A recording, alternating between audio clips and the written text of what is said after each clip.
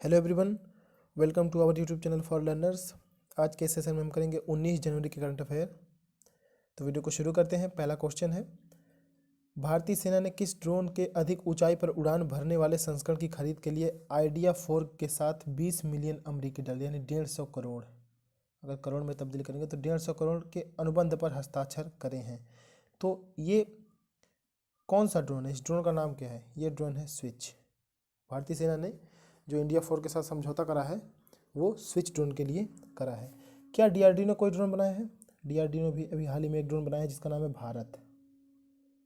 भारत। और ये क्या करेगा? ये ड्रोन चीन बॉर्डर पर रक्षा करेगा, यानी कि भारत चीन बॉर्डर पर रक्षा करेगा। और इंडिया में ड्रोन इंश्योरेंस हो या ना हो, इसके लिए एक कमेटी बनी थी, एक कमेटी बनी है। उसके चेयरमैन कौन है? उसके चेयरमैन है अंजय दे,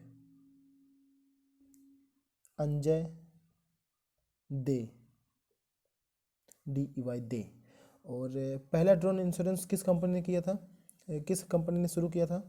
पहला ड्रोन इंश्योरेंस जो कंपनी ने शुरू किया था उसका नाम था HDFC एर्गो। HDFC Ergo. तो पहला ड्रोन इंश्योरेंस HDFC एर्गो। और DRDO ने भी एक ड्रोन बनाया भारत। और जो ये भारतीय सेना ने किस ड्रोन के लिए आइडिया 4 के साथ समझौता करा है? वो करा है स्विच ड्रोन के लिए। भारतीय रिजर्व बैंक की वित्तीय स्थिरता रिपोर्ट, जिसको बोलते हैं वित्तीय स्थिरता report, means financial stability report, जो कि हर 6 महीने में एक बार आता है, यानी साल भर में 2 बार आता है। तो ये जो इसके अनुसार बैंकों का सकल NPA means non performing assets, NPA non performing assets, गैर निष्पादित परिसंपत्ति सितंबर 2021 तक बढ़कर कितने प्रतिशत पहुंच सकता है? तो ये पहुंच सकता है, अभी हुआ है 13.5%, जो कि बहुत ही घातक साबित हो सकता है। और अगर ऐसा हो गया तो फिर इनको वो करना पड़ेगा, क्या बोलते हैं, फिर इनको जो है पूंजीकरण करना पड़ेगा। इंडिया को बैंकों में जो है पूंजीकरण करना पड़ेगा, क्योंकि पूंजी की कमी हो जाएगी और जब नॉन NPA जो है इनकी बढ़ जाएगी। तो अगर मैं बात करूँ, ये तो रहा सितंबर 2021 तक, यानी कि सितंबर 2021 तक। अगर मैं बात करूँ मार्च तक कितनी है? 31 मार्च तक, क्योंकि अप्रैल से फिर नया वो शुरू हो जाता है वित्तीय वर्ष। तो 31 मार्च तक 12.5% जो NPA है, यानी कि गैर निष्पादित परिसंपत्ति, वो होने की संभावना है। और ये भी बहुत ही ज़्यादा है। तो और ये निकालता कौन है? वित्तीय स्थिरता रिपोर्ट, वित्तीय स्थिरता रिपोर्ट, ये तो रही इंडिया में। और अगर मैं बात करूं कि इसको निकालता है RBI, जो वित्तीय स्थिरता रिपोर्ट है इसको RBI निकालता है, हर 6 महीने में एक बार निकालता है, यानी साल भर में 2 बार निकालता है। और ये तो रहा नेशनल लेवल पे। इंटरनेशनल पे एक होता है ग्लोबल फाइनेंशियल स्टेबिलिटी रिपोर्ट, ये तो रहा फाइनेंशियल स्टेबिलिटी रिपोर्ट। और एक आता है ग्लोबल फाइनेंशियल स्टेबिलिटी रिपोर्ट। तो ये जो निकालता है वो IMF निकालता है, यानी अंतर्राष्ट्रीय मुद्रा कोष, जिसका हेडक्वार्टर वाशिंगटन DC में है और जिसकी वो हेड है, यानी कि मैनेजिंग डायरेक्टर हैं जॉर्जियोवा क्रिस्टलिना। और RBI ने एक और चीज़ शुरू करा था, यानी डिजिटल उधार के लिए एक समिति बनी थी RBI में। उसके जो चेयरमैन थे उनका नाम था जयंत कुमार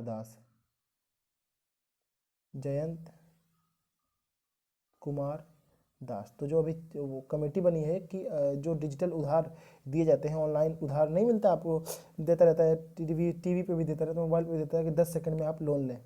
तो उसके लिए वो सही है कि नहीं, उसमें कोई धांधली तो नहीं हो रही है, उसके लिए कमेटी बनी है, उसकी जांच करेगी। उसके जो अध्यक्ष बने हैं वो बने हैं जयंत कुमार दास। आते हैं मेरे अगले क्वेश्चन पे। राष्ट्रीय सूचना विज्ञान केंद्र, नेशनल इंफॉर्मेशन सेंटर और केंद्रीय माध्यमिक शिक्षा बोर्ड CBSE ने संयुक्त रूप से 3D डिजिटल डिजाइन के लिए कौन सा सॉफ्टवेयर लॉन्च किया है? यानी कि अब इस पे जो सॉफ्टवेयर है इस पे आप वो बना सकेंगे, तो इस पे जो है आप 3D बना सकेंगे। तो ये कौन सा लॉन्च करा गया है? ये करा गया है colab CAD, option C colab CAD। और CBSE के वो कौन है, चेयरमैन कौन है? मनोज आहूजा। और CBSE किस मिनिस्ट्री के अंतर्गत आता है? CBSE आता है HRD मिनिस्ट्री के अंतर्गत, HRD मिनिस्ट्री, जिसके मंत्री हैं रमेश पोखरियाल निशंक। और राष्ट्रीय सूचना विज्ञान केंद्र, ये किसके अंतर्गत आता है, किस मिनिस्ट्री के अंतर्गत आता है, यानी कि नेशनल इंफॉर्मेशन सेंटर, ये आता है इलेक्ट्रॉनिक और सूचना प्रौद्योगिकी मंत्रालय, यानी कि ministry of electronic and information technology, जिसके मंत्री रविशंकर प्रसाद। और क्या जो मैंने बताया अभी कि एचआरडी मंत्री हैं रमेश पोखरियाल निशंक, उन्होंने कोई किताब लिखी है, 2 किताबें लिखी हैं अभी हाल ही में, मानवता के प्रणेता और मेरी प्रारंभिक कहानियाँ, ये दोनों लिखी हैं रमेश पोखरियाल निशंक, जो कि एचआरडी मिनिस्ट्री हैं। आते हमारे अगले क्वेश्चन पे। अगला क्वेश्चन ये है, एलन मस्क जो कि अभी दुनिया के सबसे अमीर व्यक्ति बन गए हैं, तो इनके स्वामित्व वाली इलेक्ट्रिक वाहन कंपनी जो टेस्ला के मालिक है ना एलन मस्क, तो इन्होंने भारत के किस शहर में अपनी पूर्ण स्वामित्व वाली सहायक कंपनी पंजीकृत की है, यानी कि इन्होंने पंजीकरण कराया है कि अभी ये भारत के किस शहर में इन्होंने पंजीकृत करी है कि यहाँ पे इनकी एक शाखा खुलेगी, एक ब्रांच खुलेगा। तो कहाँ पे, किस शहर में, वो है बेंगलुरु। और बेंगलुरु में जो खुलेगा उसका नाम क्या रहेगा, उसका नाम रहेगा Tesla India Motors and energy private limited, Tesla India Motors and energy private limited. तो कन्फ्यूजन नहीं होनी चाहिए। आते हैं अगले क्वेश्चन पे। भारत ने 15 जनवरी 2021 के सेना दिवस के किस संस्करण को मनाया? 15 जनवरी को होता है सेना दिवस, और उसी के एक दिन पहले होता है 14 जनवरी को आर्म्ड फोर्स वेटरन्स डे। तो 15 जनवरी को जो सेना दिवस मनाया गया है वो कौन सा संस्करण था? वो था 73वां संस्करण, यानी कि, और पहली बार ये मनाया गया था 15 जनवरी 1949 को।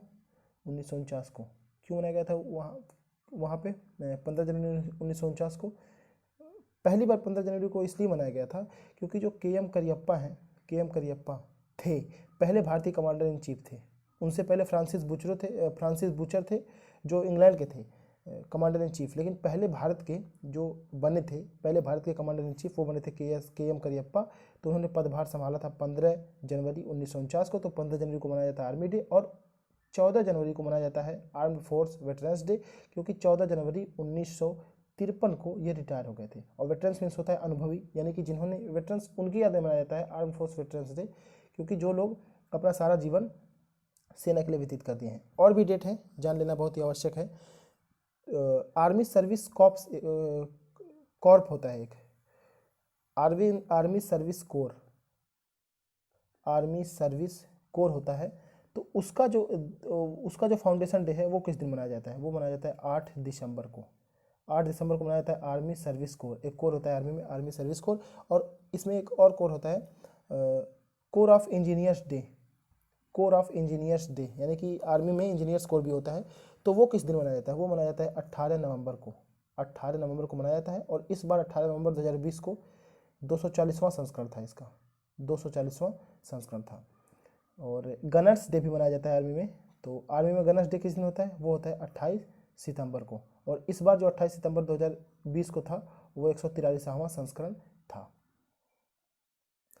और ये जो मनाता है गनर्स डे, कौन सी वो बनाती है, रेजिमेंट बनाती है? आर्टिलरी रेजिमेंट, यानी जो तोप वगैरह वाले रेजिमेंट होती हैं उनको बोलते हैं आर्टिलरी। आते हैं मेरे अगले क्वेश्चन पे। भारतीय खाद्य निगम FCI, food corporation of India, ने 14 जनवरी को अपना 57वां यानी 57th स्थापना दिवस मनाया। यह किस वर्ष में स्थापित किया गया था? तो यह किस वर्ष में किया गया था? यह किया गया था ऑप्शन बी 1965 में, और अभी इसका 57वां वर्ष पूरा हो गया। 14 जनवरी को इन्होंने अपना स्थापना दिवस मनाया। और पहला ऑफिस जो इन्होंने खोला था, पहला ऑफिस इनका कहाँ खुला था? पहला ऑफिस खुला था तमिलनाडु में। तमिलनाडु में कहाँ? तमिलनाडु में खुला था थंजावुर में पहला ऑफिस इन्होंने खोला था। और खाद्य सुरक्षा मंत्री कौन है? खाद्य सुरक्षा मंत्री पहले थे रामविलास पासवान, जिनकी हाल ही में डेथ हो गई। तो अब बने हैं पीयूष गोयल। तो खाद्य मंत्री कौन है? पीयूष गोयल।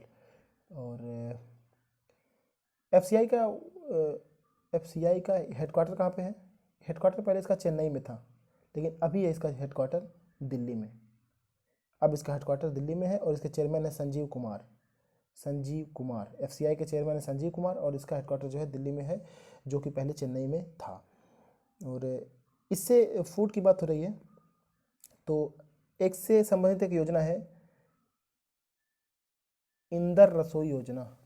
इंदर रसोई योजना। ये योजना किस सरकार की है? ये राजस्थान सरकार की है। और इस योजना में जो है बहुत ही कम रेट में खाना दिया जाएगा। आई थिंक मैं गलत नहीं हूँ तो 8 से 10 रुपये के बीच में पर प्लेट, 8 से 10 रुपये के बीच में ही है, 8 9 है कि 10 है, इतना क्लियर नहीं है, लेकिन इसी के बीच में पर प्लेट जो है खाना दिया जाएगा, राजस्थान की सरकार देगी, वो बहुत ही कम, बहुत ही चीप रेट में देगी। तो इंदिरा रसोई योजना किस सरकार की है? राजस्थान सरकार की। और अगर मैं बात करूँ वर्ल्ड फूड प्रोग्राम, क्योंकि खाद्य की बात हो रही है, तो इंटरनेशनल लेवल पे जो है वर्ल्ड फूड प्रोग्राम, इसका हेडक्वार्टर रोम में है। इसकी बात मैं इसलिए कर रहा हूँ क्योंकि नोबल पीस प्राइज़ जो है इस बार इसे मिला 2020 में। तो नोबल पीस प्राइज़ जो विनर है वो है वर्ल्ड फूड प्रोग्राम, जिसका हेडक्वार्टर रोम में है। और इसने ये कहा है, भारत के ऊपर इसने ये कहा है कि जो भारत के लोग हैं, जिनका मतलब डेली इनकम है, उसका केवल 3.5% वो अपने खाने पे खर्च करते हैं। प्लेट ऑफ फूड जो उनका प्लेट ऑफ फूड जो परसेंटेज है वो भारत का 3.5% है। भारत किसी भी विदेशी नेता को गणतंत्र दिवस 2021 में मुख्य अतिथि के रूप में आमंत्रित नहीं करेगा। आखिरी बार ऐसा कब हुआ था जब भारत के गणतंत्र दिवस पर किसी भी मुख्य अतिथि को आमंत्रित नहीं किया गया था? तो आखिरी बार ऐसा कब हुआ था, इसकी बात पूछ रहा है। यानी कि इससे पहले ऐसा कब, यानी 2020 में अब भारत किसी भी देश के कोई भी मुख्य अतिथि नहीं आ रहा है। पहले तो बात हो रही थी कि बोरिस जॉनसन आने वाले हैं, तो कोरोना के कारण वो नहीं आए। और उसके बाद बात हो रही थी कि सूरीनाम के प्रधानमंत्री आने वाले हैं। सूरीनाम के प्रधानमंत्री भारतीय मूल के ही हैं। और तो अब जो है कि अब इसमें कोई नहीं आएगा किसी कारणों से, कारण मुझे नहीं पता है, कारण पता चलेगा तो आगे वीडियोस में मैं बता दूंगा। और तो इसमें ये हो रहा है कि इसमें ये पूछ रहा है कि इससे पहले ऐसा कब हुआ था कि कभी कोई ना आया हो, तो वो हुआ था 1966 में, ऑप्शन डी। और कितनी बार हो चुका है कि भारत में मुख्य अतिथि नए आए हों गणतंत्र दिवस के समारोह में? वो हुआ है 4 बार। एक तो हुआ 1952 में, 1953 में, 1966 में, और अब होने जा रहा है 2021 में।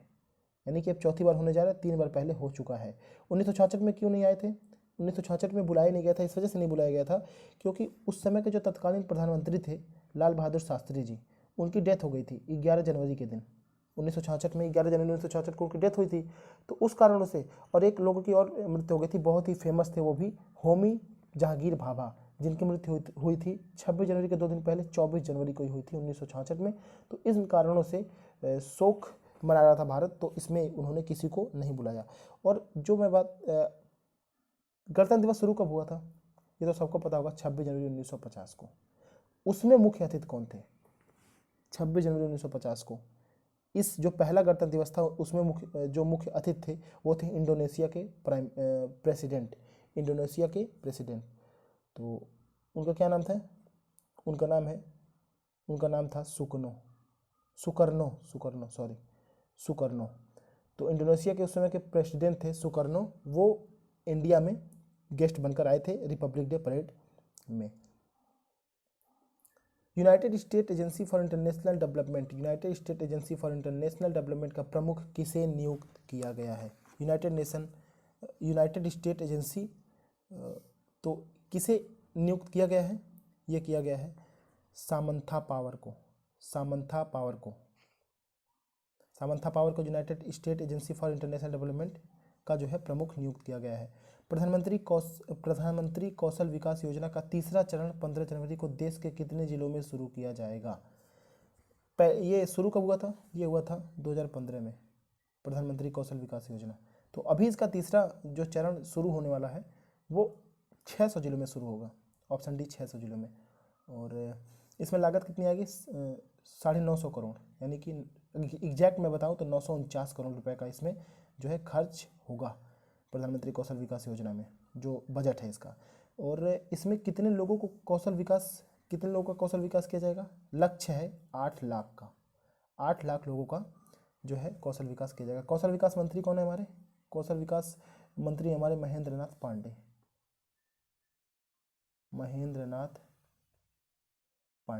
पिछले क्वेश्चन में जो United state agency for international development, इसका हेडक्वार्टर कहाँ पे? इसका हेडक्वार्टर है वाशिंगटन डीसी में।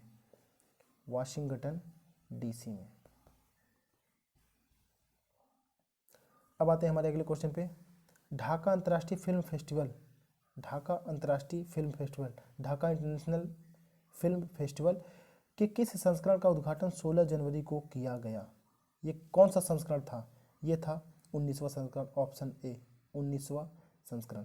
और ढाका किसकी राजधानी है? बांग्लादेश की राजधानी है। और ढाका को अभी 26 मार्च 2021 को इसको आज़ाद हुए 50 साल पूरे हो जाएंगे। 50 साल पूरे, यानी कि 26 मार्च 1971 को ये आज़ाद हुआ था, तो अभी आज़ादी को इसके 50 साल पूरे हो जाएंगे 2021 में 26 मार्च को।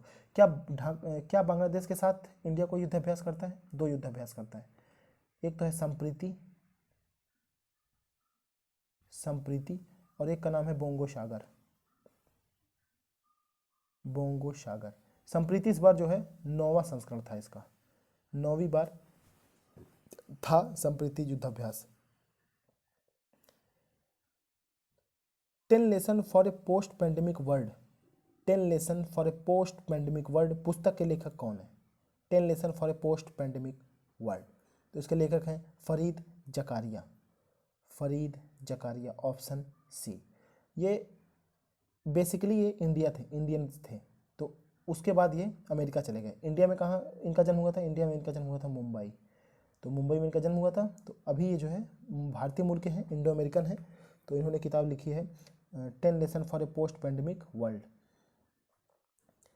संत कवि थिरुवल्लुवर को सम्मानित करने के लिए निम्न में से किस राज्य ने तिरुवल्लुवर दिवस मनाया? तो ये दिवस किसने मनाया? ये मनाया तमिलनाडु की सरकार ने, थिरुवल्लुवर दिवस। और थिरुवल्लुवर बहुत ही फेमस व्यक्ति हैं, संत थे। और इनफैक्ट महात्मा गांधी भी इनसे जो है प्रभावित थे। महात्मा गांधी भी इनसे जो है इनको अपना आदर्श मानते थे, तो उससे पता चलता है कि कितने ये फेमस थे। डोनाल्ड ट्रंप को किस बार, यानी कि अब किस दूसरी बार इनको जो है महाभियोग प्रस्ताव को पाने वाले संयुक्त राज्य के पहले राष्ट्रपति बन गए हैं, यानी ऑप्शन बी दूसरी बार। और ये क्यों बने हैं? क्योंकि अभी वहाँ के जो नवनिर्वाचित राष्ट्रपति हैं जो बाइडन और उपराष्ट्रपति हैं कमला हैरिस, तो जो बाइडन जो जब चुनाव हुआ जीते वो, तो ये कहे कि ये इन्होंने जो है जो बाइडन ने धांधली करके जीती है, गलत तरीके से इन्होंने वोटिंग करवाई है और गलत तरीके से ये जीते हैं। तो अपने समर्थकों को ये इसी तरीके से भड़का रहे थे, तो उन्होंने जो है वहाँ के सीनेट पे जो है हमला कर दिया और कुछ उपद्रव मचाया। तो वहाँ की जो सीनेट है उन्होंने इसके ऊपर महाभियोग चलाया। तो ये दूसरी बार है कि डोनाल्ड ट्रंप के ऊपर महाभियोग चला हो, यानी कि जो हाउस ऑफ रिप्रेजेंटेटिव्स हैं उन्होंने डोनाल्ड ट्रंप के ऊपर महाभियोग चलाया। तो ये दूसरी बार हुआ है कि डोनाल्ड ट्रंप के ऊपर ऐसा महाभियोग चला है। और ये पहली बार हुआ है कि किसी के ऊपर 2 बार महाभियोग चले अमेरिका में, और वो भी राष्ट्रपति के ऊपर। अगला क्वेश्चन है, अच्छा बात हो रही थी अमेरिका की, तो अमेरिका के जो नवनिर्वाचित राष्ट्रपति जो बाइडन, क्या उन्होंने कोई किताब लिखी है? 2 किताबें लिखी हैं, एक तो प्रॉमिसेस टू कीप और एक है promise me dad. Promises to keep और प्रॉमिस मी डैड,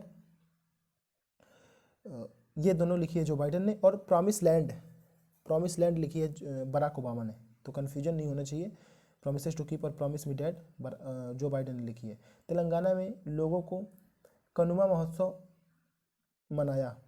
तेलंगाना में लोगों ने कनुमा महोत्सव मनाया। कनुमा किसका एक त्यौहार है? ये मवेशी का एक त्यौहार है। मवेशी मीन्स जो है गौधान, यानी कि गाय। मवेशी मीन्स जो मेनली है गाय, यहाँ से है इसका मतलब। तो तेलंगाना में लोगों ने कोहुमा जो महोत्सव मनाया, तो कोहुमा किसका एक त्यौहार है? वो मवेशियों का एक त्यौहार है।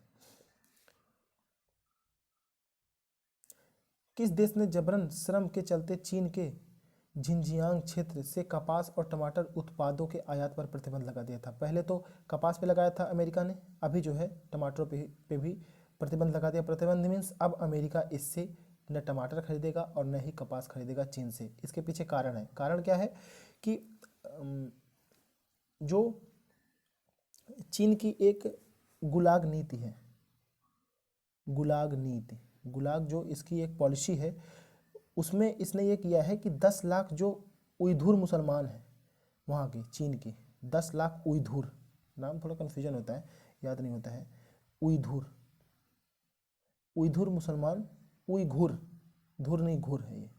उइघुर मुस्लिम्स हैं जो उनको बंदी बना लिया है और उनको चाइनीज़ में कन्वर्ट कर रहा है और उनको उनसे जो है मेहनत भी करवा रहा है, मतलब गुलामी करवा रहा है एक तरीके से समझें। तो चाइना ने इस पर अमल करते हुए ये कहा कि अब अमेरिका ने अमल करते हुए ये कहा कि अब हम इनसे ट्रेड नहीं करेंगे, ना कपास खरीदेंगे ना ही टमाटर खरीदेंगे। पहले तो इन्होंने कहा था कि कपास नहीं खरीदेंगे, अब जो निर्णय लिया है कि टमाटर भी नहीं खरीदेंगे, तो अमेरिका ने ऐसा करा है। अगला क्वेश्चन ये है 26 जनवरी को गणतंत्र दिवस परेड में किस देश की सेनाएं भाग लेंगी? बांग्लादेश की सेनाएं भाग लेंगी 26 जनवरी को जो परेड होने वाला है। यहाँ के पीएम कौन है? पीएम है यहाँ की Sheikh Hasina.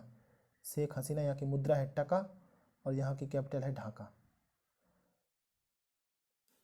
PAT jail singer को किस कंपनी का नया मुख्य कार्यकारी अधिकारी यानी सीईओ, चीफ एग्जीक्यूटिव ऑफिसर नियुक्त किया गया है? तो ये किसे किया गया है? ये किया गया है। तो ये जो पैट जेल सिंगर ये हुए हैं, ये किस कंपनी के सीईओ नियुक्त हुए हैं? ये हुए हैं बहुत ही फेमस कंपनी है इंटेल। आप मुझे बताइए कि इंटेल किस चीज़ की कंपनी है, कमेंट करके बताइए कि इंटेल किस चीज़ की कंपनी है। आते हैं हमारे अगले क्वेश्चन पे। आज का हमारे लास्ट क्वेश्चन है प्रबंधन प्रभावशाली मूल्यांकन रिपोर्ट। प्रबंधन प्रभावशाली मूल्यांकन रिपोर्ट, प्रबंधन मैनेजमेंट प्रभावशाली इफेक्टिवनेस और मूल्यांकन इवेल्यूशन रिपोर्ट, तो जो इसको बोलते हैं ईवीवी रिपोर्ट। ईवीवी रिपोर्ट, तो जो ईवीवी रिपोर्ट है इसके अनुसार भारत के कुल भौगोलिक क्षेत्रों के कितने प्रतिशत पर संरक्षित क्षेत्रों का कब्जा है? संरक्षित क्षेत्रों का कब्जा मीन्स जैसे वाइल्ड लाइफ सेंचुरीज हो गई, नेशनल पार्क हो गए। तो ये भारत में जो भी रिपोर्ट आई है हाल ही में उसके तहत कि ये जो एरिया है पूरे भारत का कितने परसेंट है, तो ये है 5%।